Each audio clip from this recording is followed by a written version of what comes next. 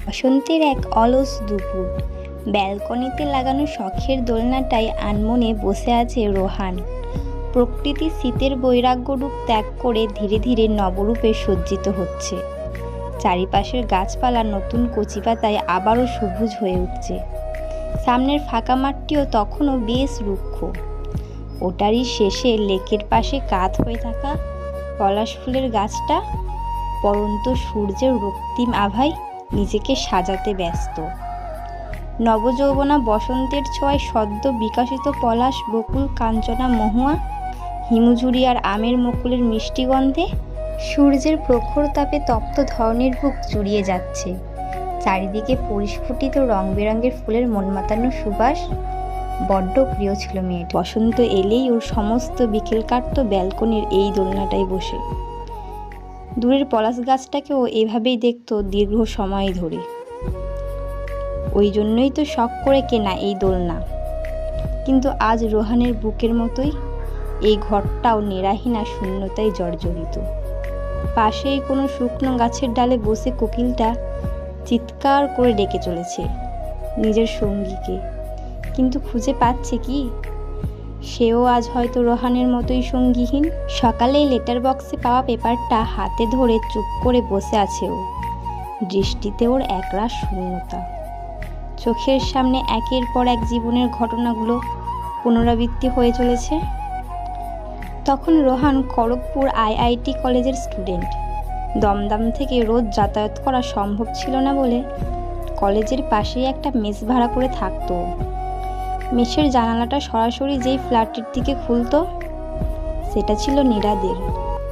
রোজ সকাল সন্ধ্যা মেয়েটার ওই মিষ্টি মুখটা দেখা ওর একটা অভ্যেসে পরিণত হয়েছিল।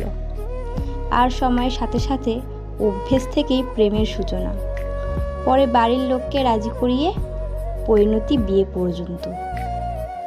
ছেলের মোটা অঙ্কের মাইনের চাকরি, উচ্চ বংশ, অথচ বিপরীতে মধ্যবিত্ত পরিবারের মেয়ে হলে যেটা হয় আর কি। বিয়ের পর নীরার সাথে অন্যায় কম হয়নি রোহানের বাড়িতে। যদিও মেয়েটা মুখ ফুটে কোনোদিন রোহানকে কিছুই বলেনি, কিন্তু প্রিয়তমার মনের কথা জানার জন্য তার মুখের বলা শব্দের প্রয়োজন রোহানের কোনোদিনই ছিল না। ওই মায়া জড়ানো গভীর চোখগুলোই যথেষ্ট ছিল। আর তাই সবটা বোঝার পর নীরাকে নিয়ে পরিবারের থেকে আলাদা হয়ে এই ফ্ল্যাটে শিফট করেও। সবটাই ঠিক ছিল। সাজানো রূপকথার মতো একটা সুন্দর সোনার সংসার গড়েছিল দুজনে। কিন্তু তারপর আচমকাই একটা দমকা হাওয়া এসে সবটা যেন ওলটপালট করে দিয়ে গেল দুজনের জীবনে। সেদিন অফিস থেকে ফেরার পথে হঠাৎ দেখেছিল ও নীরাকে সিসিডি এর সামনে। সাথে ছেলেটাকে রোহান চেনে, নীরার ক্লাসমেট।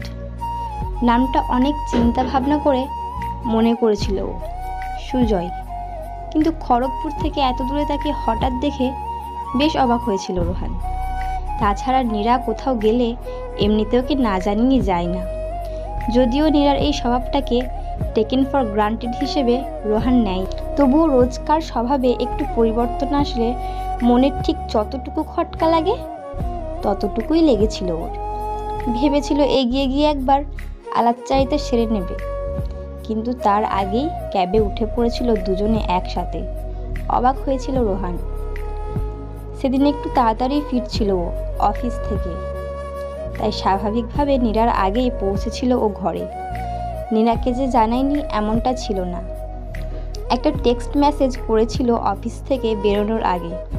সেদিন মনে হয়েছিল মেসেজটা হয়তো দেখেইনি মেয়েটা। নীরা বাড়ি ফিরতেই বেশ অবাক হয়ে তাকিয়েছিল রোহানের দিকে। কিছু জিজ্ঞেস করার আগেই উত্তর দিয়েছিল, আসলে শরীরটা একটু খারাপ লাগছিল, তাই ডাক্তারের কাছে গিয়েছিলাম। তোমাকে বলে যাওয়া হয়নি, সরি। সেদিন সারা রাত বিছানায় শুয়ে রোহান ভেবেছিল মেয়েটা মিথ্যা কথা কেন বলল ওকে।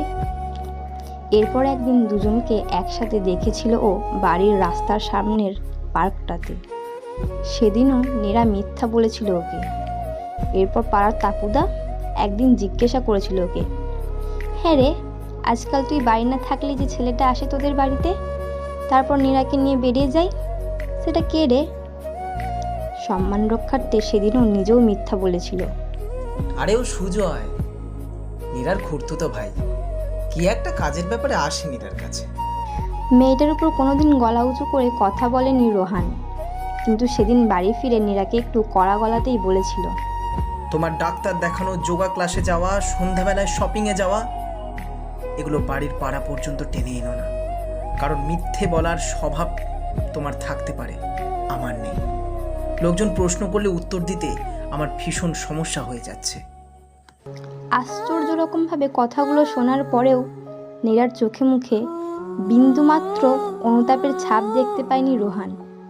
সেদিন বরং ঠোঁটের কোণায় লেগে থাকা মৃদু বাঁকা হাসিটা ওর বুকের ভেতরটা জ্বালিয়ে দিচ্ছিল। একটা মানুষ ঠিক কতটা বদলে যেতে পারে। সময় নিয়ে বিচক্ষণতার সাথে পরখ করে দেখেছিল মেয়েটাকেও। তখন তো ভালোবাসা 100% খাঁটি ছিল। তাহলে কেন তার জীবনে এইভাবে হঠাৎ পরপুরুষের আগমন? এই চিন্তাটা তিলে তিলে শেষ করে দিচ্ছিল রোহানকে। তবুও মুখ থেকে একটা আওয়াজও করেনি ও কোনোদিন। স্বভাব শান্ত ছেলেটা অস্বাভাবিক রকমের চুপ হয়ে গেছিল। তবে সেদিন থেকে বারণ করার পর নীরা সুজয়কে নিয়ে পাড়ার মধ্যে ঢোকেনি আর কোনোদিন। বরং এরপর থেকে রোহানকে বলেই বের হতো যে সুজয়ের সাথে দেখা করতে যাচ্ছে। অপলক শূন্য নয়নে চেয়েছিল ও শুধু তার চোখের দিকে। যেই দু চোখে একদিন শুধু ওর আধিপত্য ছিল, সেখানে আজ অন্য কারোর জন্য আকুলতা দেখে রক্ত ঝরেছিল বুকের মাঝে। কিন্তু সেদিনও কিছুই বলেনি রোহান নীরাকে। আসলে ও যে কোনোদিন চায়নি এই সম্পর্কটা ভেঙে যাক। তাই তো সম্পর্কের মধ্যে সৃষ্টি এই ফাটলটার কারণ খুঁজে বার করে সেটাকে ঠিক করতে চেয়েছিল রোহান। ওর তরফ থেকে ভুলটা ঠিক কোথায় জানতে চেয়েছিল ও, কিন্তু উত্তর পায়নি। এরপর দিনের পর দিন মেয়েটা সকাল বিকেল দুপুর যখনই সময় পেত সুজয়ের সাথে সময় কাটাতো। অফিস থেকে বাড়ি ফিরে ঘন্টার পর ঘন্টা নীরাকে সুজয়ের সাথে ফোনে হেসে হেসে কথা বলতে দেখেছে ও। এক গ্লাস জলটুকু ওর মুখের সামনে আর তুলে দিত না নীরা। বাড়ি ফিরে দেখতো রাতের জন্য কোনো খাবার তৈরি করেনি মেয়েটা। সারাদিন খাটাখাটনির পর আর ইচ্ছে করতো না রোহানের কোনো রকম ঝামেলা অশান্তি কথা কাটাকাটি। একটা বাটিতে ম্যাগির প্যাকেটটা ছেড়ে দিয়ে খানিকটা জল ঢেলে দিয়ে মাইক্রো ওভেনে 3 মিনিটের সময় সেট করে হাই ফ্লেমে বসিয়ে দিত ও নিজেই। পেটটা কোনো রকমে ভরা নিয়ে কথা, কিন্তু পেট ভরলেও মনটা যে দিনের পর দিন এক অদ্ভুত শূন্যতায় ক্ষত বিক্ষত রক্তাক্ত হচ্ছিল। ছেলে মানুষের নাকি কাঁদতে নেই, কিন্তু আবেগ কি আর সেই কথা মানে? রাতের পর রাত চোখের কোণা থেকে গড়িয়ে আসা উষ্ণ নোনা জলবিন্দুগুলো মাথার বালিশটাকে ভিজিয়েছে নিঃশব্দে। ঘড়ির কাঁটার টিকটিক শব্দে বিনিদ্র রাতগুলোতে নিজেকে 4 দেয়ালের একটা বন্ধ জেলখানায় বন্দি মনে হতো ওর। দম আটকে আসতো, তবুও বলেনিও কোনোদিন নীরাকে। কিন্তু সেদিন সারা রাত খিদে পেটে সহ্য করে রাতে না ঘুমিয়ে সকালে অফিস গেছিল রোহান। শরীরটা সকাল থেকেই খারাপ করতে শুরু করেছিল ওর, তাও কিছুটা জোর করে নিজেকে টেনে হিঁচড়ে নিয়ে গেছিল অফিসে। ঘরে থাকলে নীরার এই পরিবর্তিত রূপ যে ওকে আরও কষ্ট দেবে। তবে বেশিক্ষণ বসে থাকতে পারেনি ও। গায়ে প্রচণ্ড জ্বর নিয়ে যখন ফ্ল্যাটের দরজায় দাঁড়িয়ে ক্রমাগত ডোরবেল বাজিয়ে চলেছিল ও, তখনও বুঝতে পারেনি বন্ধ দরজার ওপারে ওর জন্য কি অপেক্ষা করছে। নীরা দরজা খুলেছিল, কিন্তু মেয়েটাকে দেখেই বোঝা যাচ্ছিল ওর উপস্থিতি এই মুহূর্তে একেবারেই কাম্য ছিল না তার কাছে।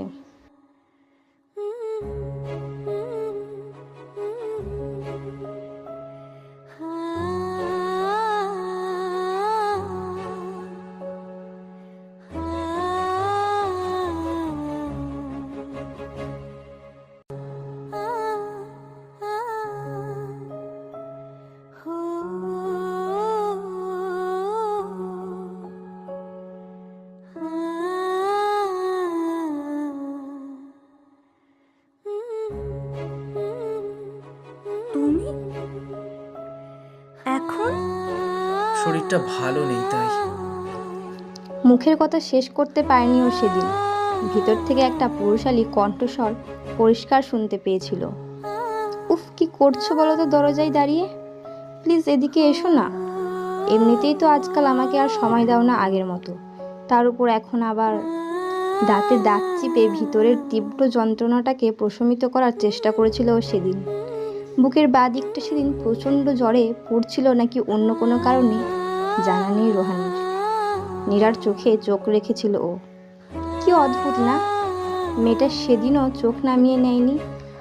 আশ্চর্য আত্মবিশ্বাস তার। তবে আর কথা বাড়ায়নি রোহান। খুব শান্ত স্বভাবের ছেলে কিনা, যাকে ভালোবাসে তাকে নিজের সবটা দিয়ে ভালোবাসে। আঘাত কি করে করবে তাকে? ঘরে ঢুকে তৎক্ষণাৎ নিজের প্রয়োজনীয় জিনিসগুলো গুছিয়ে নিয়ে ঘর ছেড়েছিল ও। না, নীরা ঘুরে ওকে একটাও প্রশ্ন করেনি। তবুও আসার আগে নীরাকে বলে এসেছিল ও। জীবনে যখন কোনো জিনিস অপ্রয়োজনীয় হয়ে যায়, সেটা বিরক্তির কারণ হয়ে ওঠার আগেই সেটাকে জীবন থেকে দূর করে দিতে হয়। সমাপ্তিটা এইভাবে হোক সেটা আমি কোনোদিন চাইনি।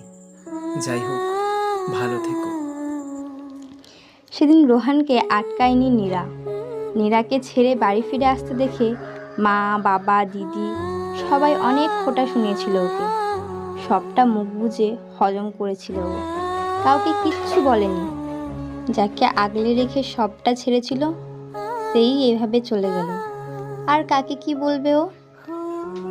জীবন আগের ছন্দে ফেরেনি ওর কোনো দিনই। নিজেকে কাজের মধ্যে ডুবিয়ে রাখার চেষ্টা করেছে ও শুধু। আজ প্রায় একটা মাস কেটে গেছে ওর জীবন নীরাহীন। যদিও চলে আসার পরের দিনই খবর পেয়েছিল যে নীরাও ওই বাড়ি ছেড়ে চলে গেছে। চাবিটা 3 দিনের মাথায় স্পিড পোস্টে রিসিভ করেছিল রোহান।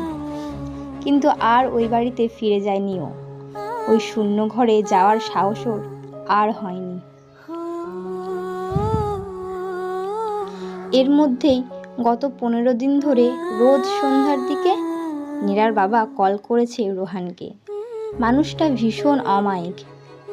রোহান কল রিসিভও করেছে।